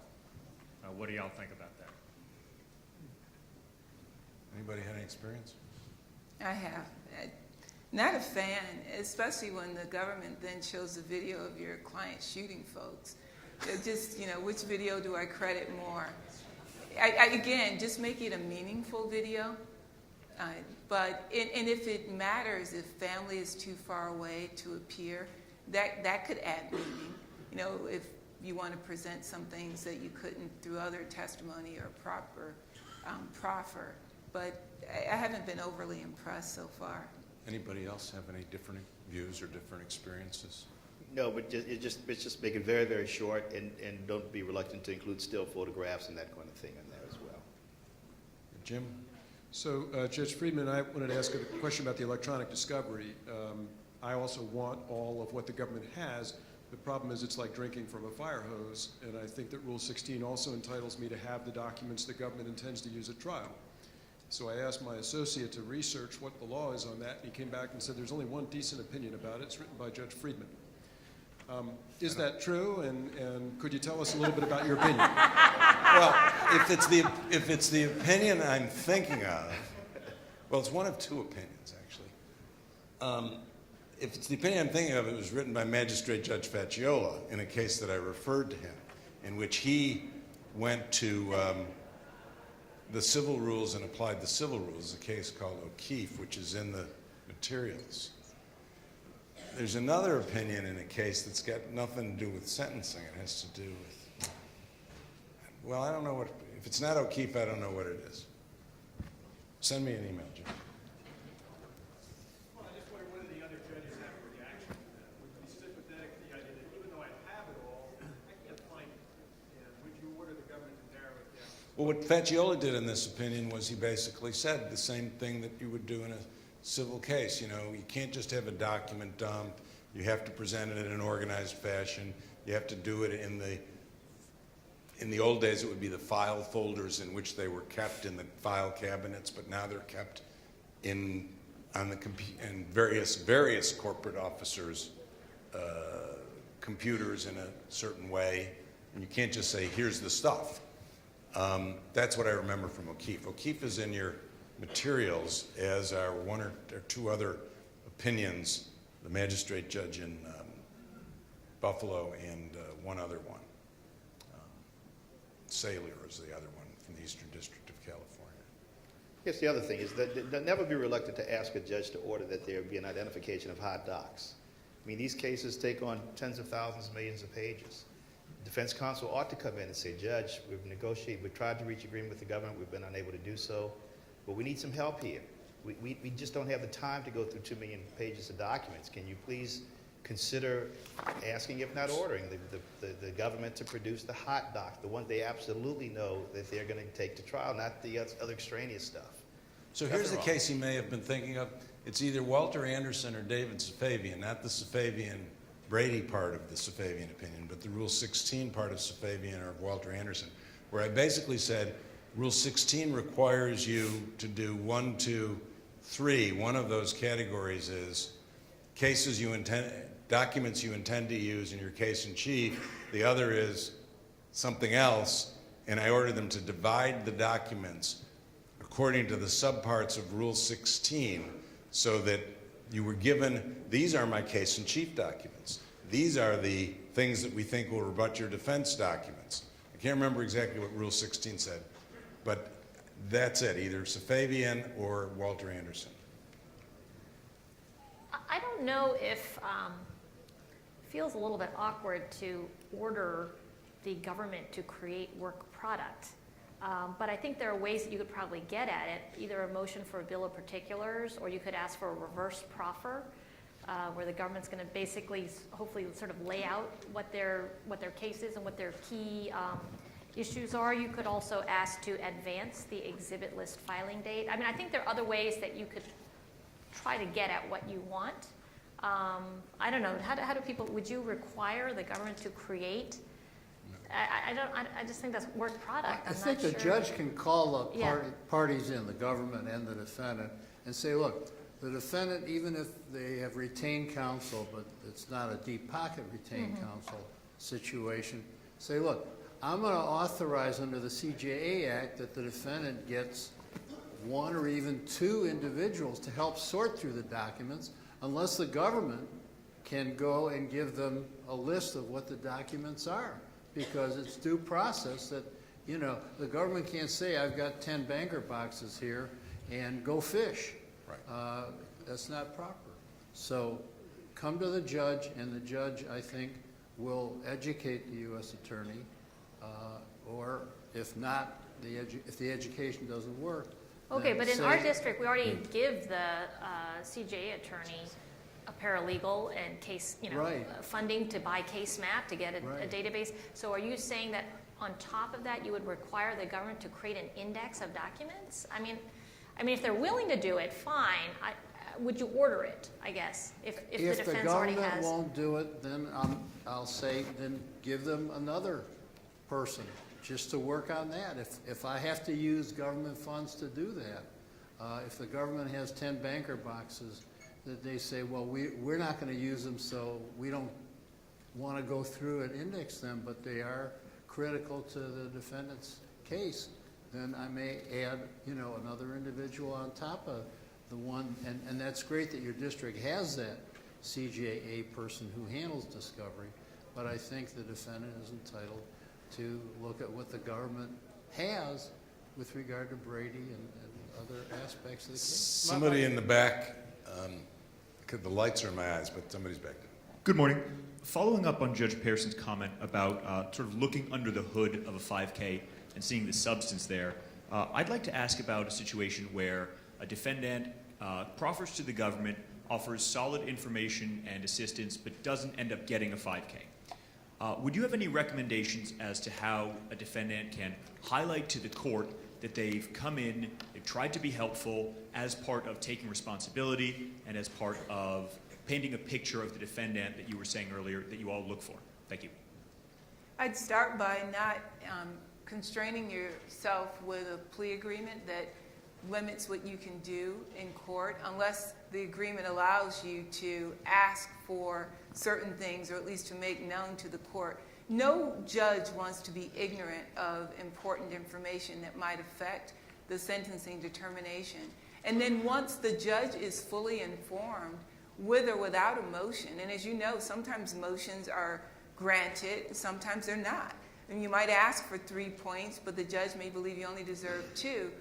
Similarly, when there's no motion at all and the judge now understands that there's a basis for it, I think the judge is well within her authority to exercise discretion if there's a reason. 3553A would be a reason more likely than not based on what you've said. One of those factors probably under history and characteristics, the need for the sentence imposed in order to avoid unwarranted sentencing disparity. You have all the tools there, but none of them will work if you keep your judge in the dark. I had one situation where the line prosecutor said, Your Honor, we went to the departure committee, because it's a committee in our office, in our U.S. Attorney's office, and there were a variety of reasons that they did not vote for us to file a 5K1 departure motion.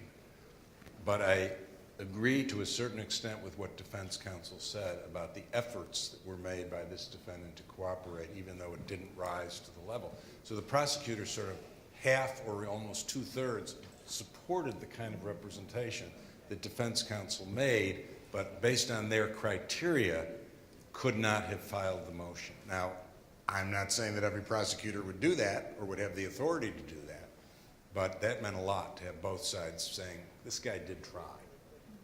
But fundamentally, our job is to impose a sentence that's fair and just, sufficient but not greater than what's necessary, given the totality of what we know.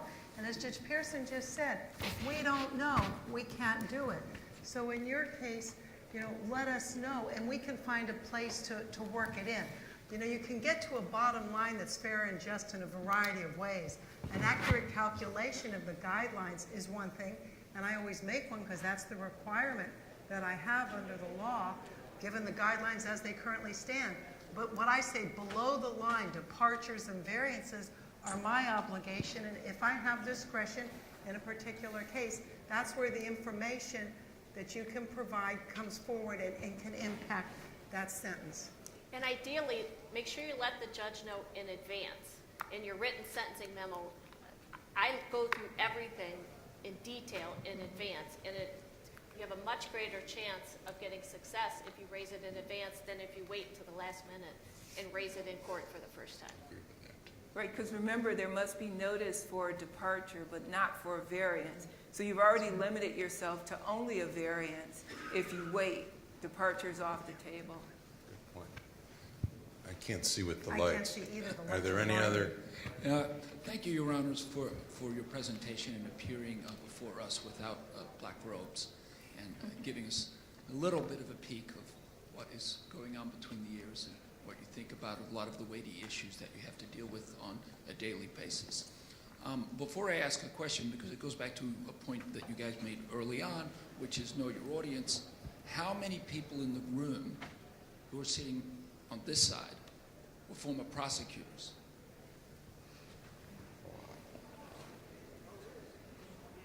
It's probably 30–40%. So that's one thing to keep in mind. So in one sense, we all have different roles in ensuring justice occurs, but I think we have often similar backgrounds, including Your Honors. So before I ask this question, which goes back to the Rule 16 thing, and I have, as one can say, joined the dark side quite recently, 6 months ago, after 20 years with the Department of Justice. The problem that I see for both sides is the cost of discovery in complex white-collar cases. And really, is the Department of Justice funded well enough to, in essence, do the work for the defendants? There are interesting arguments on both sides. The defendants are being accused. They haven't been found guilty of anything. Why should they spend millions of dollars going through the documents, et cetera, after the U.S. Attorney's Office just gives them terabytes of information? I get that argument. But the other argument is, can the taxpayer and justice and everybody else afford the Department of Justice or state prosecutors, but in your case, the Department of Justice, spending millions of taxpayer dollars organizing that information for people in white-collar cases tend to have the money to defend these allegations. And I'll leave it at that. I'm curious to see what you think. Responses? Let's go to lunch. Responses.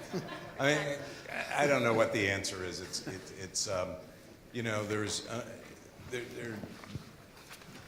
so there's some people, for example, that can afford a lawyer. They're not entitled to CJA counsel, but they can't afford a huge amount of money for experts and investigators and everything. In certain cases, they can still get money under the Criminal Justice Act for that. Of course, that's government money, too. I think that the point that some of my colleagues were making earlier, though, is even before electronic discovery, there were requirements, both in civil and criminal cases, that you just can't say, I've got a warehouse full of documents, come on over and look through them. You know whether you're a plaintiff in a civil case or whether you're a prosecutor in a criminal case. What's the theory of your case, and what witnesses you're likely to rely on, and what documents you're likely to rely on.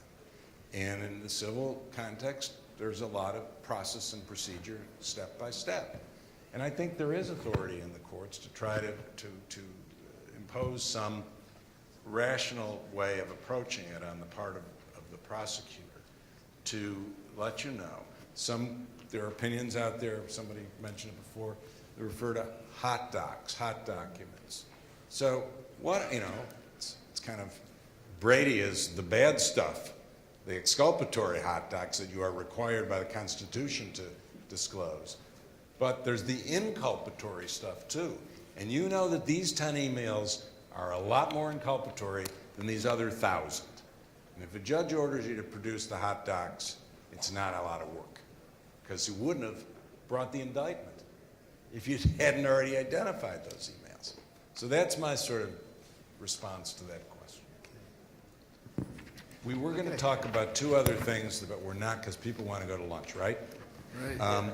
One is the question of implicit bias, and the notion there's a lot of social science research on this. We all have biases. Jurors do, judges do, lawyers do, that we don't even understand sometimes. And there was a panel on it last year at this meeting. You want to take 1 minute or not? I'll take 1 minute if you're offering it. Have the conversation. Don't be afraid to have the conversation with prospective jurors. If you are not comfortable having it, ask your judge to do it. So if you're allowed to participate in voir dire, what you need to do is just open up the topic.